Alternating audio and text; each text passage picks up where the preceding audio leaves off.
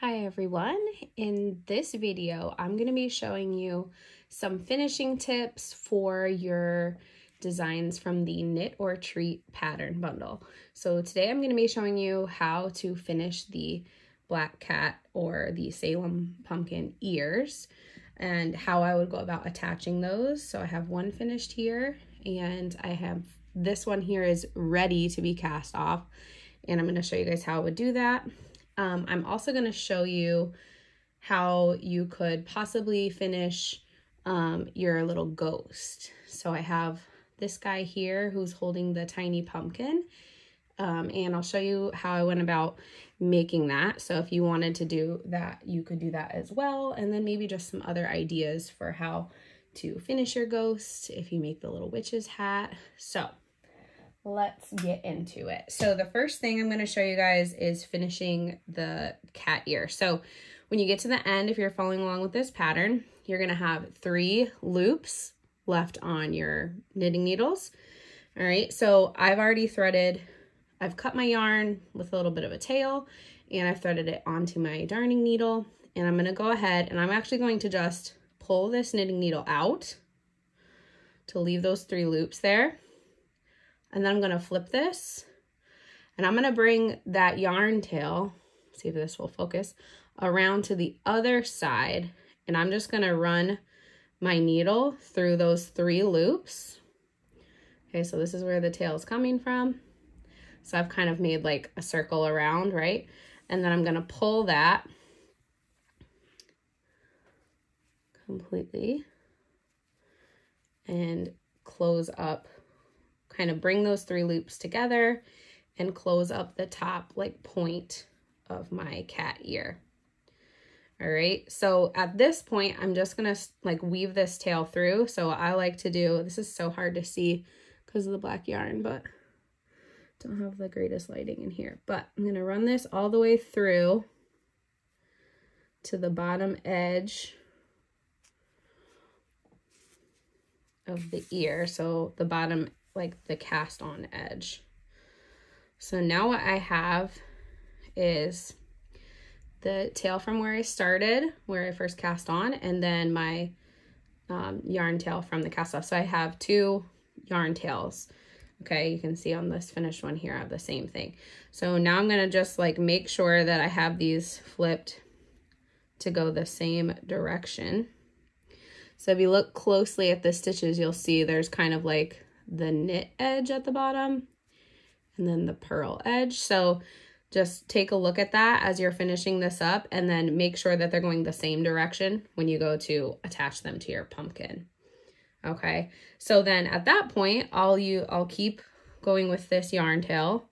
Once I've decided which side is going to be like the front, facing the front on the pumpkin, then I'll just line that up. So here's my Salem pumpkin. This is the small size. Some people have like stacked the 2 to make like a cat rather than just a regular pumpkin. But this one, I put a stick in there and it's just the pumpkin. So I'm going to find which side I want to be the front, line up my ear.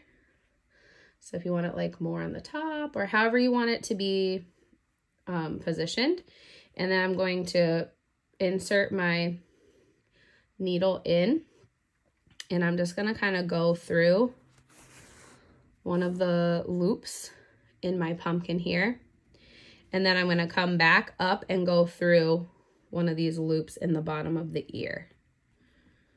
Like that. And that's how I'm going to stitch this on. So I'm going to go like down through the pumpkin. This is so hard to see with the black yarn, you guys.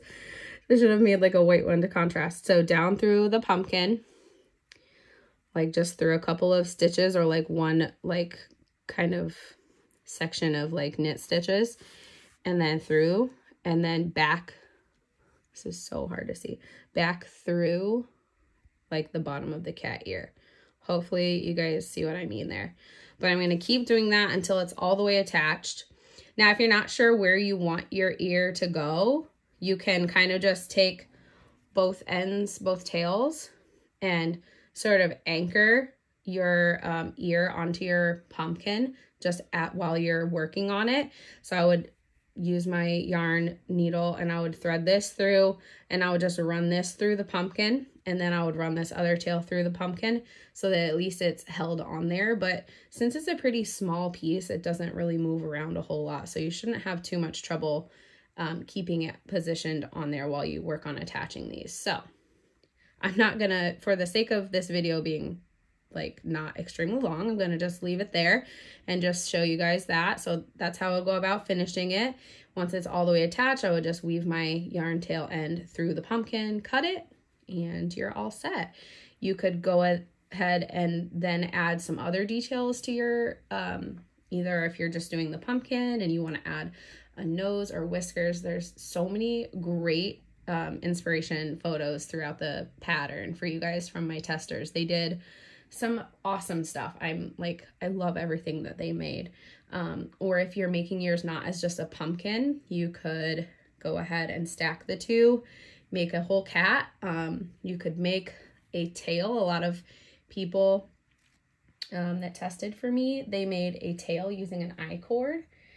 So if you don't know how to knit that, I think I might have to make a video tutorial on that, but there's tons you can find out there on YouTube for that. So if you're interested, you could add a tail. All right, so that's the Salem pumpkin or the Salem kitty. So next, let's talk about finishing tips for your ghost. So when you finish, you know, blank canvas, all right, figure out which side of your ghost you want to be the front, and I'll kind of walk you through what I did to finish this one here. So this is the tiny pumpkin pattern that's in the Knit or Treat bundle. So I went ahead and I made that. I stuffed it. I actually cut a cinnamon stick in half. That's how I made this little stem for this little guy. All right. And then first thing I did was I stitched on some eyes. How I did this here is just with some black Wool-Use Thick and Quick. And what I did was I found a space in between the V's, and I just ran my a piece of black yarn through there twice. So I went through once and then around through again, and that's it. And then I just ran my yarn tail through the bottom of the ghost and kind of hit it somewhere down here and cut my yarn. So that's how I made these eyes here. Lots of people have done so many different cute things with their ghost for embroidering. One of my testers and knitter friends, Jillian, she has some great embroidery inspiration on her page, so definitely check out the woolly canvas. That's linked on the pattern as well. So, and then on this one for the mouth, kind of the same thing. I just went like up and down with the yarn and across maybe once to make the mouth on there, and that's it. If you don't like it, the nice thing about that is you can literally just cut this or just rip it back out and try it again. There's so many different ways that you could do, you know, the eyes or the face on your ghost. For attaching the pumpkin, oh, by the way, sorry, I'm like rambling here, but by the way, this, I actually just used like a like magenta crayon, and I just rubbed it on the yarn and it gave it kind of a little cheeky blush look. I know some of my testers, I think, used blush, so you could use whatever you've got for that. You could cut out little circles of felt. You could use pink yarn. So for attaching your pumpkin so that it looks like your ghost is holding it, you're gonna wanna use the same yarn color that you used for the body of the ghost. And what I did was I just made a really long piece, all right? I put it onto my yarn needle and I went through wherever I wanted like its arm to start from. Let's say this is its body, right? So I went through my ghost and then all the way through my pumpkin. All right, so through the ghost, through the pumpkin, and then back through the ghost. And I did that 3 times here. So you can look closely. You can see this isn't like knit or anything. This is literally just 3 strands of Wool-Use Thick and Quick. So I just ran it through the ghost, through the pumpkin, from the pumpkin back through the ghost, just around and around and around 3 times like that. Okay, same thing on this side. And then once I finished, I think I finished through the pumpkin and then from the pumpkin through this is getting graphic, through the pumpkin, through the ghost, and then all the way back down here. And then I just kind of hid that yarn tail and cut my yarn. All right, so that's really the only way that I have this little guy attached. I also think it would be so cute, and I don't have another small one finished to show you guys this, but let's just imagine your little mini ghost with like just the pumpkin on its head. Just imagine that. Be so cute. So you could also just stitch the pumpkin on the top of your little ghostie's head. If you made the witch's hat, so this one right here is actually the mini size, and I can kind of stretch it out a little bit however I want. You can position that how you want and leave it not attached. You could use the tail, which I still have hiding here, from your cast off and run that around, similar to like if you made the acorns from the Cozy Fall Vibes. You could just run that tail through and actually like stitch it to the top of your ghost so that it is attached and it won't come off. But so many different cute possibilities for this one. I mean, look how freaking cute is that.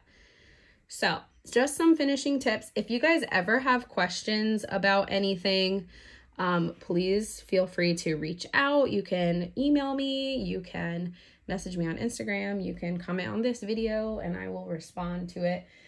I hope you guys are enjoying knitting these designs. They're so fun to make. If you have questions about maybe like customization or adapting these patterns for other yarn weights, reach out and let me know, and I'm happy to help you guys, and happy knitting.